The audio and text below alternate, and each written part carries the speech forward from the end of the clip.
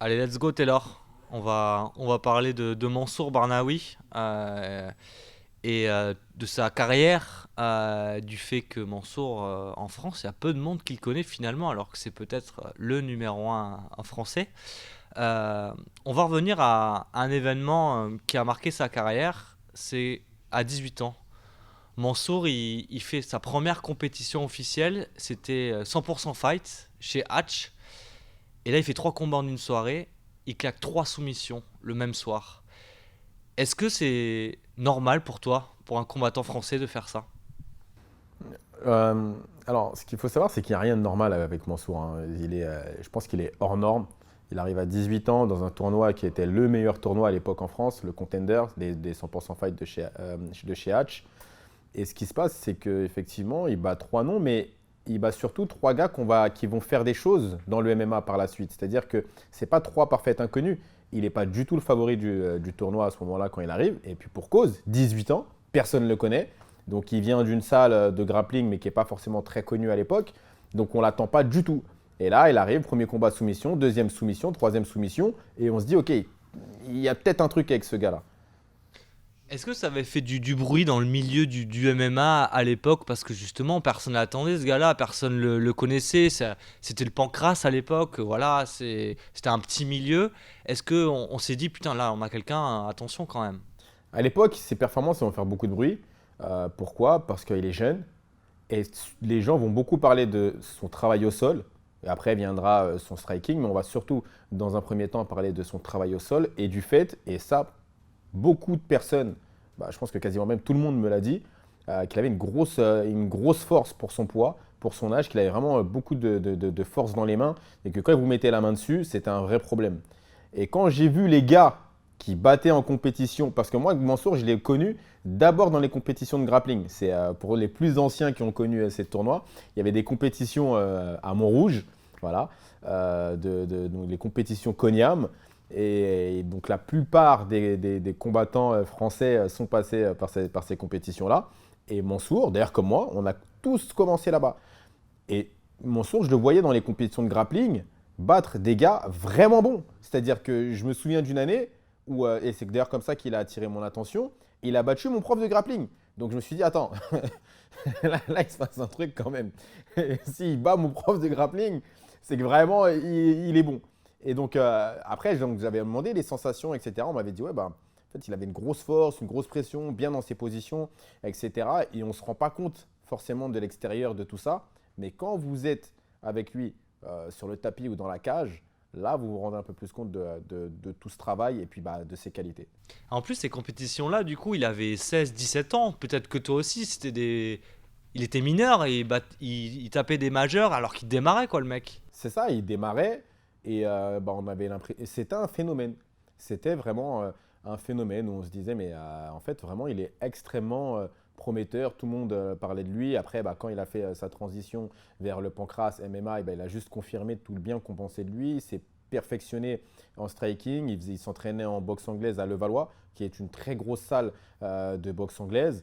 Et voilà, même en boxe anglaise, on nous parlait de lui, on nous disait, voilà, il est bon, il est performant, il va au charbon, il n'a pas peur des coups, etc. Je reviens, donc 18 ans, il claque trois soumissions. Toi, tu faisais quoi à 18 ans? Moi, à 18 ans, qu'est-ce que je faisais? Bon, j'avais déjà commencé le grappling et la boxe aussi. Et ouais, j'étais sur. Il me semble que je faisais déjà du MMA à 18 ans. Ouais, je faisais déjà du MMA. Mais si on prend, et il faut être honnête, hein, si on me prend moi à 18 ans et Mansour à 18 ans, clairement, il était en avance. Il a été plus précoce et je pense qu'il a été plus précoce que nous tous, en fait. De cette génération-là de combattants, il me semble qu'il a à peu près mon âge. Voilà. Donc il était clairement plus précoce par rapport à nous. C'est-à-dire que nous, on a performé, mais dans un second temps, lui il performait déjà. C'est-à-dire qu'au moment où il fait le Contenders à 18 ans, pour vous donner une ordre d'idée, si je dois faire un parallèle avec moi, le Contenders, je le fais, j'ai 20 ans. Donc j'ai quand même déjà 2 ans de retard par rapport à lui. Justement, tu as un peu un profil à la Mansour, je trouve. Tu es très bon au sol, tu es bon en striking, vous êtes de la même génération, beaucoup de soumissions en début de carrière. Euh, Finalement, ça fait quoi, ça procure quoi comme sensation de soumettre, Taylor? Qu'est-ce qui est bien dans soumettre et pourquoi être bon en grappling finalement? En fait, le grappling, au départ, moi je voyais ça comme une bonne solution. C'est-à-dire que en fait, je partais du principe que on savait tous déjà plus ou moins striker. C'est-à-dire qu'on avait tous une petite base plus ou moins bonne de boxe. Alors que le grappling, c'était beaucoup plus flou. Allez, on connaissait beaucoup moins, en tout cas en France, à l'époque, et donc il y avait beaucoup plus de possibilités plus facilement en tout cas, de s'imposer avec une soumission que par le striking. Donc du coup, je pense que c'est aussi pour ça qu'on a favorisé le grappling à l'époque. Et puis c'était aussi un moyen de rapidement conclure l'affaire, c'est-à-dire que une amenée au sol, deux, trois transitions, et puis on pouvait avoir une soumission très rapide. Alors qu'un KO, ça aurait pu être plus compliqué à trouver. Alors ça, c'était à l'époque, parce qu'aujourd'hui, on se rend compte que les générations qui arrivent et les gens qui explosent sont plutôt des strikers à la Cyril Gane, à la Doumbé. Ça dépend, ça dépend. Il y a eu. En fait, je pense que c'est aussi le MMA, c'est un petit peu finalement comme la mode. C'est-à-dire que dans les années 70, il y avait la mode des pattes d'éléphant. Là, ensuite, on part, on revient, on machin. Et en fait, finalement, on se rend compte que ça forme une espèce de boucle. Le MMA, je pense que c'est un petit peu similaire à ça. C'est-à-dire que c'est une question aussi de mode. Il y avait la grande mode des strikers pendant un moment. Ensuite, il y a eu la mode des lutteurs grappleurs et tout le monde était focus sur la lutte et le grappling. Et puis après, on revient un peu plus sur les strikers. Je pense que c'est vraiment une question de moment et une question de aussi qui domine le game à ce moment-là. C'est-à-dire que, parce que c'est, encore une fois, je fais la transition avec la mode, finalement, on regarde un petit peu ce que font les gens à l'extérieur et ce que vont porter les stars internationales. Donc, et là, pour le coup, c'est le cas avec le MMA. On va prendre Conor McGregor, par exemple, quand il explosait, là, tout le monde strikait. Tout le monde strikait, tout le monde était dans le mouvement, tout le monde était là-dessus. Ensuite, on a eu l'avènement de Khabib, où là, on se rend compte qu'on a plus envie de faire de la lutte, plus envie de faire du grappling. Donc, il y a aussi qui domine le game au moment où le MMA est en lumière. En tout cas, il a 13 soumissions en 20 combats. Et ça, pour un Français, en 20 victoires, pardon. Et ça, pour un Français, c'est assez rare quand même. Ouais, c'est très rare pour un Français. Et les performances, de toute manière, de Mansour, il y a peu de Français qui l'ont fait. Enfin, il a combattu tout le gratin du MMA. Enfin, il a combattu Kevin Lee, il a combattu Mateusz Gamrot, il a combattu contre Islam Makhachev, enfin, je sais pas, Shamil Zamorov. Enfin, je ne sais pas si vous vous rendez compte des noms qu'il y a sur son palmarès. C'est-à-dire que les gars que je viens de vous citer là, il y en a qui sont à l'UFC. Il y en a un qui est champion UFC de la catégorie. Il y en a un autre qui est dans le top 15, top 10 UFC. Enfin, et je viens de citer trois noms. Et il y en a deux, il y en a un top 10 et puis un champion. Et il y en a un qui vient de re-signer à l'UFC, Kevin Lee, qui a combattu pour le titre UFC. Tous ces gars-là, Mansour, il les a affrontés. Je ne sais pas si on se rend bien compte du truc. C'était extraordinaire. Et il a jamais perdu autre que la décision. Ouais. Face à des gars comme ça. En fait, c'est un gars qui est dur au mal. C'est-à-dire qu'il prend les coups, parce que je l'ai vu prendre des marmites et pas bouger. Donc les coups, il les prend. Et au sol, on a vu son combat contre Islam où il se fait beaucoup amener au sol, etc. Il peut se faire dominer, mais on n'a pas l'impression. En fait, je ne le vois pas se faire nettoyer au sol. C'est-à-dire que je n'imagine pas un gars prendre Mansour et le transformer en chiffon dans la cage. C'est pas un truc qui me traverse l'esprit. Je me dis, il peut être contrôlé, un peu gêné, et puis un peu être battu en lutte, mais je vois pas quelqu'un qui pourrait vraiment le secouer dans tous les sens au sol. Mais pourtant, Mansour, il est pas connu, il est méconnu en France parce qu'il a beaucoup combattu à l'étranger. Il est parti très tôt se faire un nom à l'étranger au moment où le MMA n'était pas encore légalisé en France. Il a eu des choix de carrière à privilégier voilà, des gros contrats, un tournoi à 1 million, etc.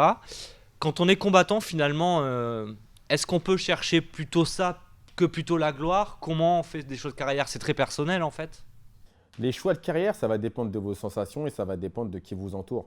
Il y a des gens qui vont plus privilégier certaines choses que d'autres. D'autres personnes mettront l'argent en avant, d'autres mettront la gloire. Enfin, ça va vraiment dépendre avec qui vous êtes et sur quel créneau vous êtes, quel âge vous avez, etc.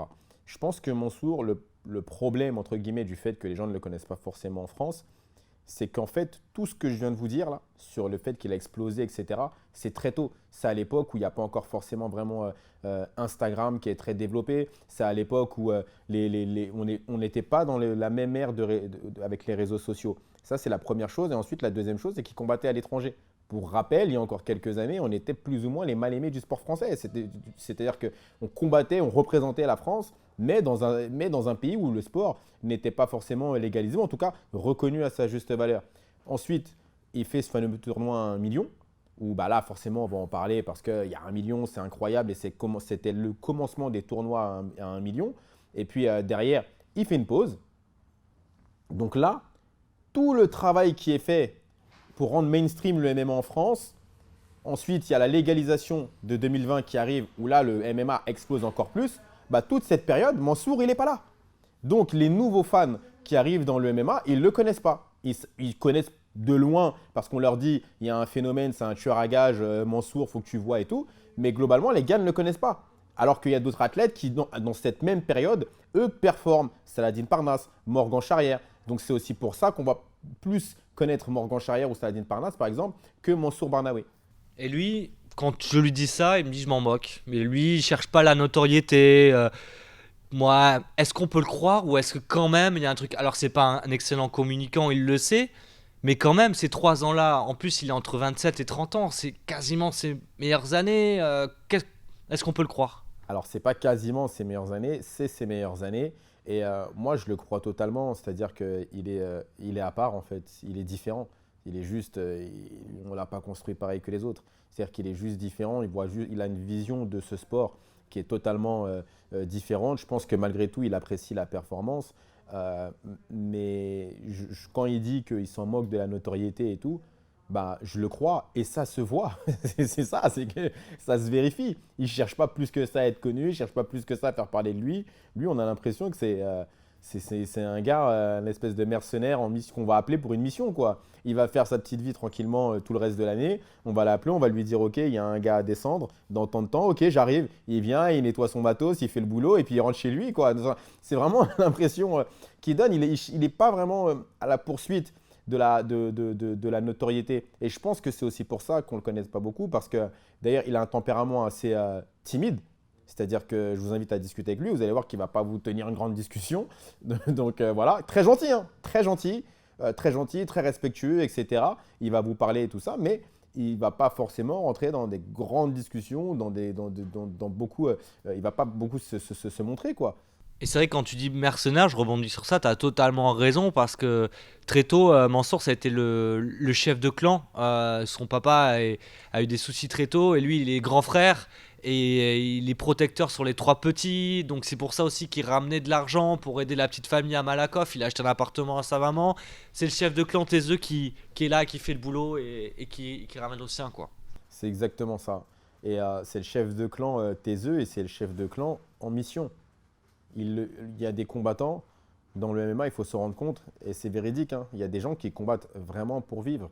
C'est-à-dire que j'ai déjà entendu des gens me dire il faut que je fasse ce combat-là à tout prix, parce que ce combat va me payer 4-5 mois de loyer. Donc, il faut vraiment se rendre compte de ça. Il n'y a pas que les paillettes du MMA où vous gagnez, vous faites rentrer 500 000 dollars. Il y a ça, ça existe, mais ce n'est pas que ça. Il y a aussi des gens qui juste combattent pour vivre.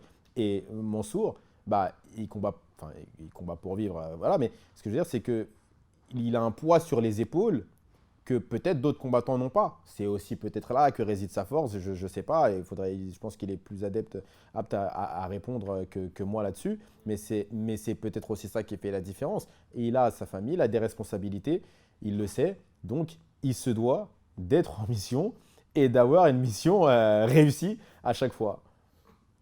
Est-ce que tu peux me parler un petit peu de ce combat phare dans la carrière de Mansour? C'est bien sûr son affrontement face à Islam Makhachev, là-bas, en Russie. Je vais être cash, hein. Est-ce qu'il s'est fait voler ou pas, selon toi? C'est compliqué Moi, j'aime pas ce débat de il s'est fait voler, etc. C'est vrai qu'il y a des escroqueries hein, dans le MMA, qu'on soit bien d'accord. Il y a des pays où, quand vous y allez, vous savez ce qui va se passer. Ou vous l'assommez, ou vous l'assommez, ou vous perdez.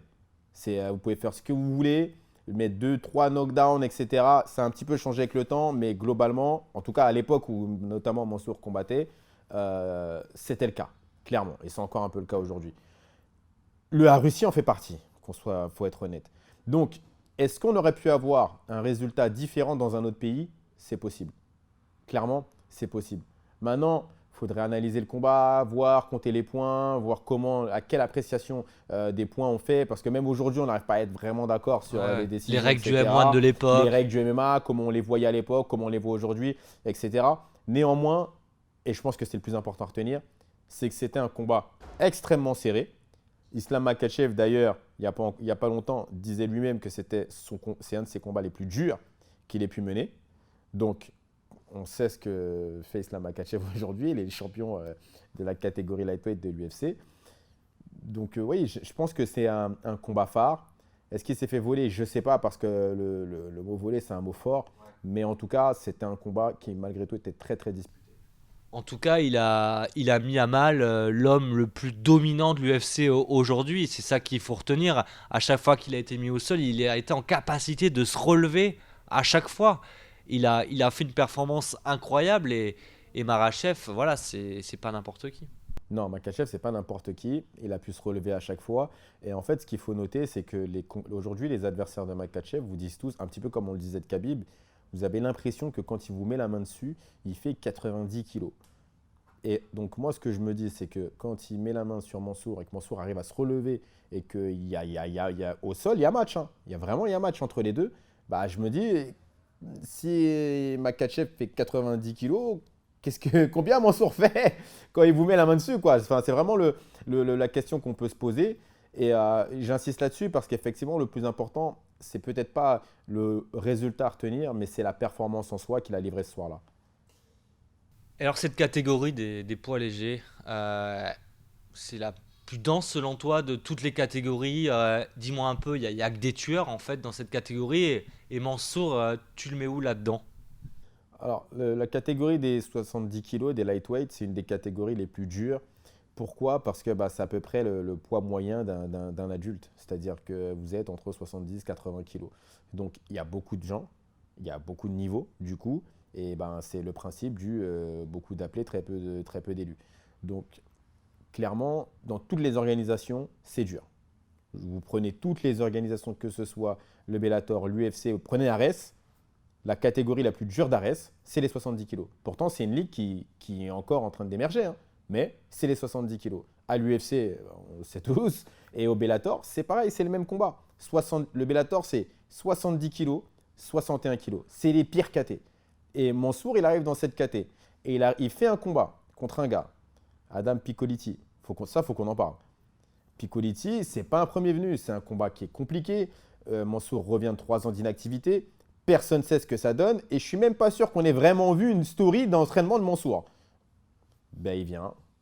Et un ovni, encore une fois. Il le prend, il le met au sol, il le saucissonne. Et c'est réglé en un round. Enfin, qui fait ça?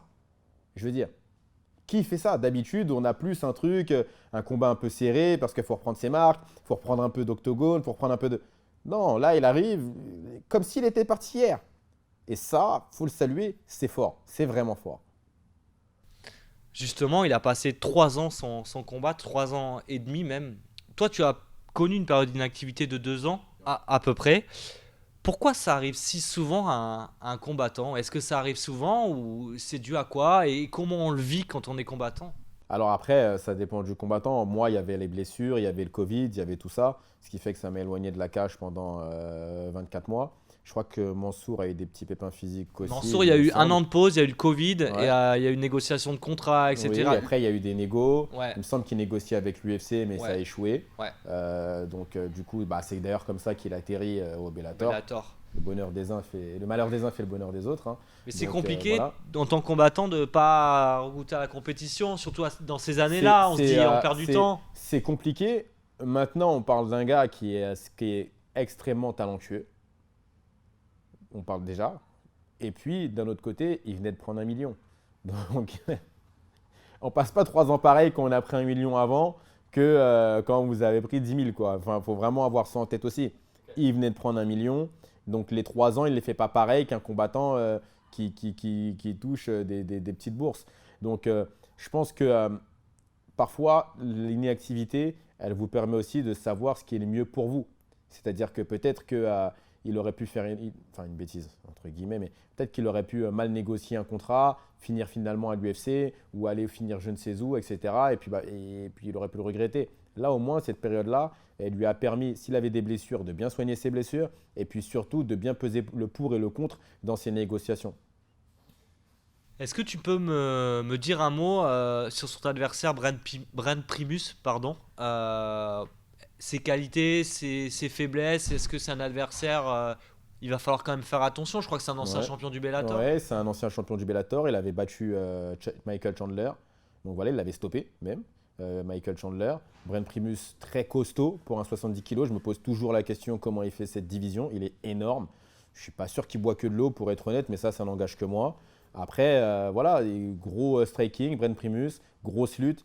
Il y a pas je dirais pas qu'il y a un domaine dans lequel il excelle le plus qu'un autre.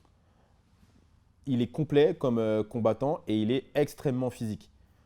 Maintenant, voilà, ça va donner un combat qui sera forcément, qui sera compliqué. Non, en tout cas sur le papier, c'est un gros fight. Clairement, c'est un gros fight ce combat contre Brent Primus. À la base, dans le premier tirage, il y avait Sidney Outlaw, qui était aussi un combat compliqué.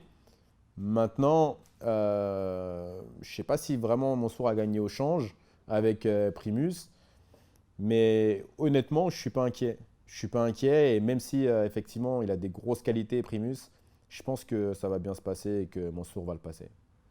Et donc si Mansour le passe, on connaît déjà le gars qui l'attend derrière. C'est Ousmane Nurmagomedov, voilà le combat d'après. Donc il y a Ousmane Nurmagomedov et il y a la ceinture également. Donc Ousmane, c'est quoi? C'est ultra compliqué, c'est invaincu, c'est c'est. le trio de tête Nurmagomedov, c'est-à-dire qu'il y a des noms. Donc il y a le premier Nurmagomedov, c'est Khabib. Maintenant, voilà, il y a Oumar à l'UFC en 61 kg et il y a Ousmane en 70, champion du Bellator. Donc je pense qu'ils sont tous invaincus. Voilà, ils ont un score extraordinaire.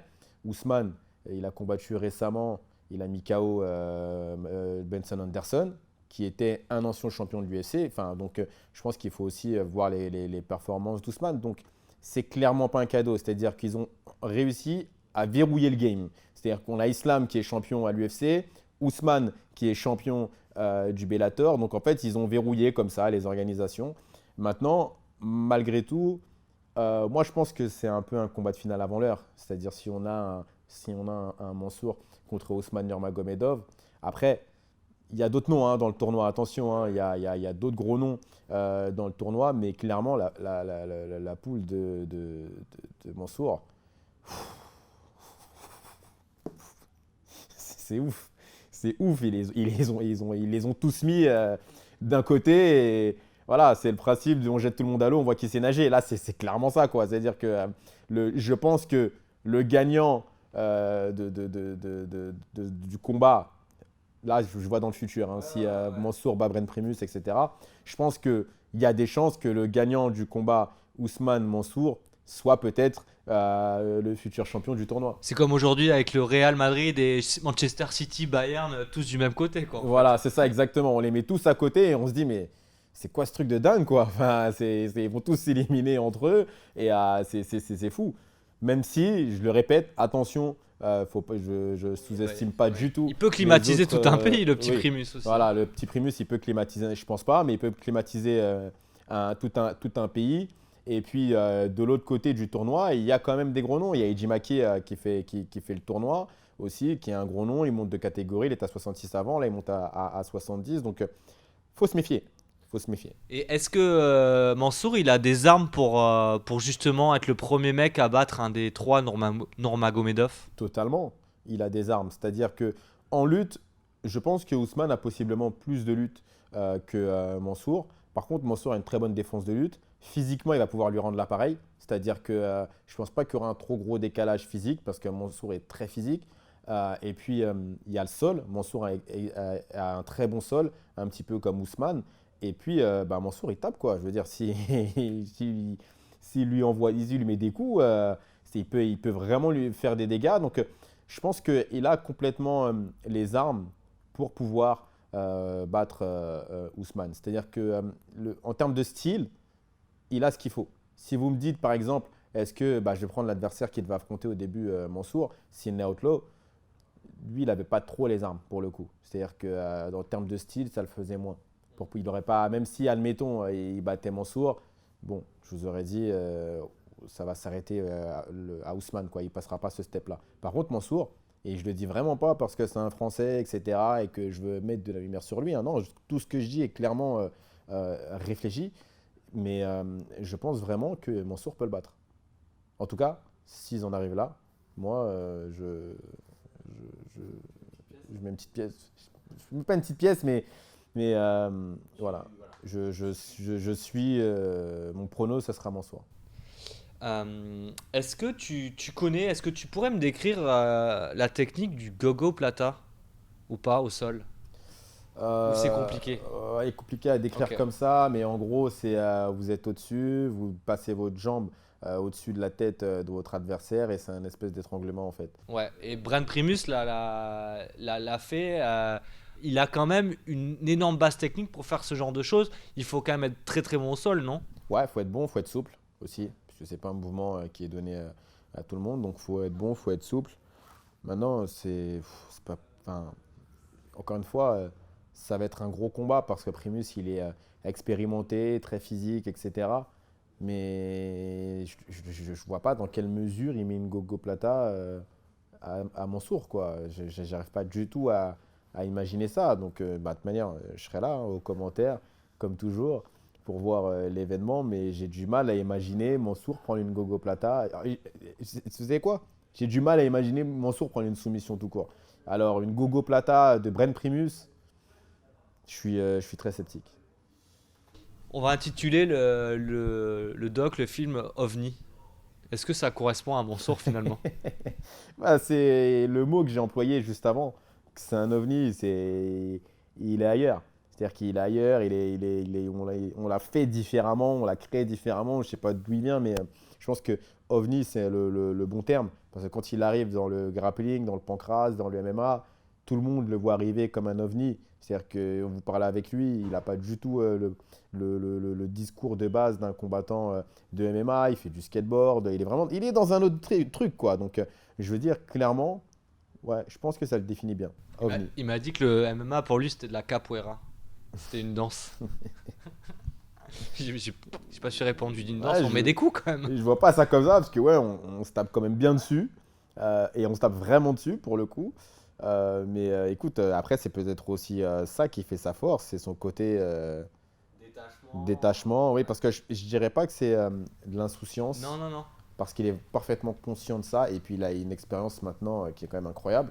Donc je dirais pas que c'est ça, mais je pense que il a un détachement de ce sport, des enjeux, qui fait que bah, il arrive à prendre les défis un petit peu comme ça, s'arrêter 3 ans, revenir sans problème. Enfin voilà. Merci Taylor. Merci les gars.